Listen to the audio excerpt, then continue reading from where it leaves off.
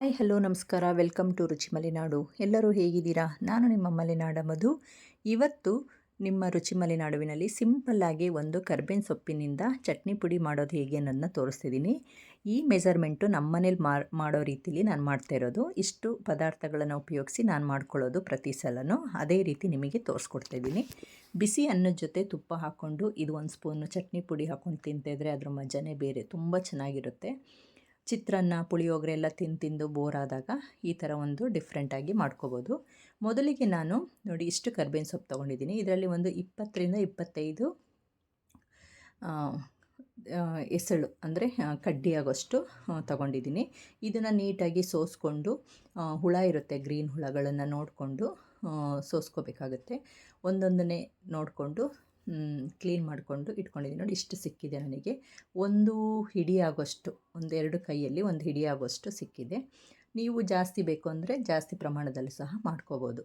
ನಾನು ಇಲ್ಲಿ 2 table spoon ಆಗೋಷ್ಟು ಮೆಜರ್ಮೆಂಟಲ್ಲಿ ಮಾಡೋದ್ರಿಂದ ಇಷ್ಟು ಕರಿಬೇವು ತೊಗೊಂಡಿದ್ದೀನಿ. ನಂತರ ಇದನ್ನು ಉಪ್ಪು ನೀರಲ್ಲಿ ಸ್ವಲ್ಪ ಹೊತ್ತು ನೆನೆ ಇಡಬೇಕಾಗುತ್ತೆ. ಹುಳ ಏನಾದರೂ ಇದ್ದರೆ ಅದು ಕ್ಲಿಯರ್ ಆಗುತ್ತೆ ಅನ್ನೋದಕ್ಕೋಸ್ಕರ ಈ ಥರ ಒಂದು ಉಪ್ಪು ನೀರಲ್ಲಿ ನೆನೆ ಇಟ್ಟು ತೊಳೆದು ಈ ಥರ ಒಣ ಬಟ್ಟೆ ಮೇಲೆ ಆರಾಕೋಬೇಕಾಗುತ್ತೆ. ನಾವು ಇದು ಹುರಿಯೋಷ್ಟೊತ್ತಿಗೆ ಅದು ಡ್ರೈ ಆಗೋಗಿರುತ್ತೆ ನೀರು. ನೋಡಿ ಮೊದಲಿಗೆ ಏನೆಲ್ಲ ಬೇಕು ಅಂತಂದರೆ, 1 ಟೇಬಲ್ ಸ್ಪೂನ್ ಆಗೋಷ್ಟು ಜೀರಿಗೆ, ಒಂದು 15 ಬೆಳ್ಳುಳ್ಳಿ ತೊಗೊಂಡಿದ್ದೀನಿ, ಅದು ಸಿಪ್ಪೆ ತೆಗೆದಿರೋದು ಬೆಳ್ಳುಳ್ಳಿ ಎಸಳು, ಒಂದು 2 ಟೇಬಲ್ ಸ್ಪೂನ್ ಆಗೋಷ್ಟು ಕಡಲೆ ಬೀಜ, ನೋಡಿ 1 ಬಟ್ಟಲಾಗೋಷ್ಟು ನಾನು ಬ್ಯಾಡಗಿ ಮೆಣಸಿನ್ಕಾಯಿ ತೊಗೊಂಡಿದ್ದೀನಿ.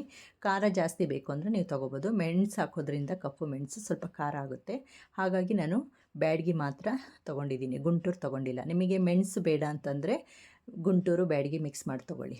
ಮತ್ತು ಎಳ್ಳು 2 ಟೇಬಲ್ ಸ್ಪೂನು, 2 ಟೇಬಲ್ ಸ್ಪೂನ್ ಆಗೋಷ್ಟು ನಾನು ತೊಗರಿಬೇಳೆ ತೊಗೊಂಡಿದ್ದೀನಿ, ಕಡಲೆಬೇಳೆ ಅಲ್ಲ. 1 ಟೇಬಲ್ ಸ್ಪೂನ್ ಆಗೋಷ್ಟು ಕೊತ್ತಂಬರಿ ಬೀಜ ಮತ್ತು ಅರ್ಧ ಟೇಬಲ್ ಸ್ಪೂನ್ ಆಗೋಷ್ಟು ಕಪ್ಪು ಮೆಣಸು, ಕಾಳು ಮೆಣಸು ಅಂತೀವಲ್ಲ, ಕರಿಮೆಣಸು, ಅದು ತೊಗೊಂಡಿದ್ದೀನಿ. ಇಷ್ಟೇ ಸ್ನೇಹಿತರೆ, ಇದರಲ್ಲಿ ನಾನು ಏನು ತೊಗೊಂಡಿಲ್ಲ. ನಾನು ಸಿಂಪಲ್ಲಾಗಿ ಆವಾಗವಾಗ ನಾನು ಮಾಡ್ಕೊಬಿಟ್ಟು ಫ್ರೆಶ್ಶಾಗಿ ಮಾಡ್ಕೊಳ್ಳೋದ್ರಿಂದ ಇಷ್ಟೇ ಇಂಗ್ರೀಡಿಯೆಂಟ್ಸ್ ಹಾಕ್ಬೋದು. ನೀವು ಇದಕ್ಕೆ ಬೇಕಾದರೆ ಒಣ ಕೊಬ್ಬರಿ ತುರಿನೂ ಹಾಕೋಬೋದು, ತುಂಬ ಚೆನ್ನಾಗಿರುತ್ತೆ. ಮತ್ತು ಇಂಗನ್ನು ಸಹ ಸೇರಿಸ್ಕೋಬೋದು. ನಾನು ಯಾವುದೇ ರೀತಿ ಇದರಲ್ಲಿ ಅವೆರಡನ್ನು ಸೇರಿಸಿಲ್ಲ, ಬೇಕು ಅಂದರೆ ನೀವು ಸೇರಿಸ್ಕೋಬೋದು. ನೋಡಿ ನಂತರ ಸ್ವಲ್ಪ ಎಣ್ಣೆ ಹಾಕ್ಕೊಬಿಟ್ಟು ಹುರ್ಕೋಬೇಕಾಗುತ್ತೆ. ಡ್ರೈ ರೋಸ್ಟ್ ಬೇಡ, ಚೆನ್ನಾಗಿರಲ್ಲ.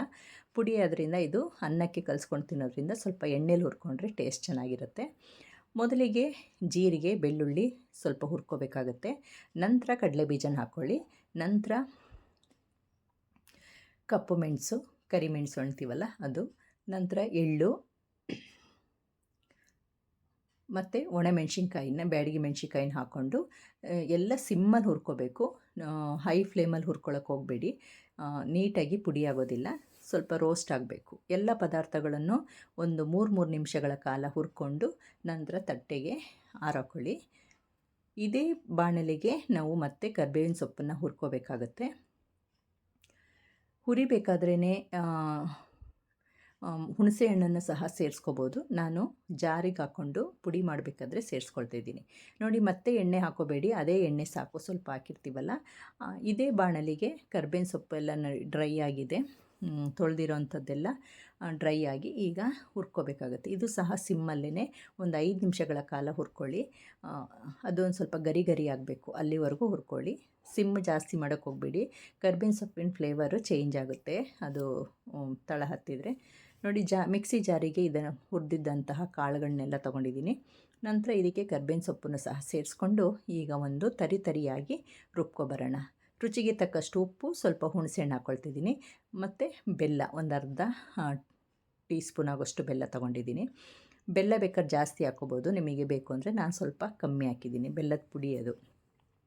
ನೋಡಿ ಈ ಥರ ತರಿಯಾಗಿ ರುಬ್ಕೋಬೇಕು. ನಾನು ಇಷ್ಟೇ ಸ್ನೇಹಿತರೆ ಕರಿಬೇವು ಚಟ್ನಿ ಪುಡಿಗೆ ಹಾಕೋವಂಥ ಪದಾರ್ಥಗಳು. ನೀವು ಇನ್ನೊಂದು ಥರದ್ದಲ್ಲೂ ಮಾಡ್ಕೋಬೋದು. ಕಡಲೆಬೇಳೆ, ಉದ್ದಿನಬೇಳೆ, ಕೊಬ್ಬರಿ ಅವೆಲ್ಲ ಹಾಕ್ಬಿಟ್ಟು ಅದನ್ನು ಆ ಥರದ್ದು ಒಂಥರ ಚಟ್ನಿ ಪುಡಿ ಮಾಡ್ಕೋಬೋದು. ಶೇಂಗಾ ಬೀಜ ಜಾಸ್ತಿ ಹಾಕ್ಬಿಟ್ಟು ಅದು ಒಂದು ರೀತಿ ಮಾಡ್ಕೊಳ್ತೀವಿ. ಇದು ದಿಢೀರ್ ಅಂತ ಮಾಡ್ಕೊಳ್ಳೋದು ನಾನು ನಿಮಗೆ ತೋರಿಸ್ತಾ ಇರೋದು. ಇದಕ್ಕೆ ನಾನು ಬೇಕಂದರೆ ಅನ್ನಕ್ಕೆ ತೆಂಗಿನ ತುರಿ, ಹಸಿ ತೆಂಗಿನ ತುರಿನೂ ಸಹ ಹಾಕ್ಕೊಂಡು ಅನ್ನ ಕಲಿಸ್ಕೊಂಡು ತಿಂದರೆ ತುಂಬ ಚೆನ್ನಾಗಿರುತ್ತೆ. ನೋಡಿದ್ರಲ್ಲ ಫ್ರೆಂಡ್ಸ್, ಈಸಿಯಾಗಿ ಹೇಗೆ ಮಾಡೋದು ಅನ್ನೋದು. ಅವಾಗವಾಗಲೇ ಫ್ರೆಶ್ಶಾಗಿ ಮಾಡಿಕೊಂಡ್ರೆ ಎಲ್ಲದೂ ಸಹ ಚೆನ್ನಾಗಿರುತ್ತೆ. ತುಂಬ ದಿನದ ತನಕ ಇವೆಲ್ಲ ಮಾಡಿಟ್ಕೊಳ್ಳೋಕೆ ಹೋಗಬೇಡಿ. ಒಂದು ವಾರಕ್ಕೆ ಒಂದು ಸಲ ದಿಢೀರಂತ ಮಾಡ್ಕೋಬೋದು, ಚೆನ್ನಾಗಿರುತ್ತೆ. ನೋಡಿ, ಬಿಸಿ ಅನ್ನಕ್ಕೆ ತುಪ್ಪ ಹಾಕ್ಕೊಂಡು 2 ಟೇಬಲ್ ಸ್ಪೂನ್ ಆಗೋಷ್ಟು ಈ ಥರ ಕರ್ಬೇವಿನ ಸೊಪ್ಪಿನ ಚಟ್ನಿ ಪುಡಿನ ಹಾಕ್ಕೊಂಡು ಕಲಿಸ್ಕೊಂಡು ತಿಂತಾಯಿದ್ರೆ ಸೂಪರಾಗಿರುತ್ತೆ. ಇದ್ರ ಜೊತೆ ಮಾವಿನ ಹಣ್ಣಾಗಿರ್ಬೋದು, ಉಪ್ಪಿನಕಾಯಿ ಯಾವುದಾದ್ರೂ ಸಹ ನೆಂಚ್ಕೊಂಡು ತಿನ್ನಲಿಕ್ಕೆ ರಾತ್ರಿ, ಸಂಜೆಗೆ, ಬೆಳಿಗ್ಗೆಗೆ ಎಲ್ಲ ಟೈಮಿಗೂ ಇದು ಸೂಪರಾಗಿರುತ್ತೆ. Thank you for watching.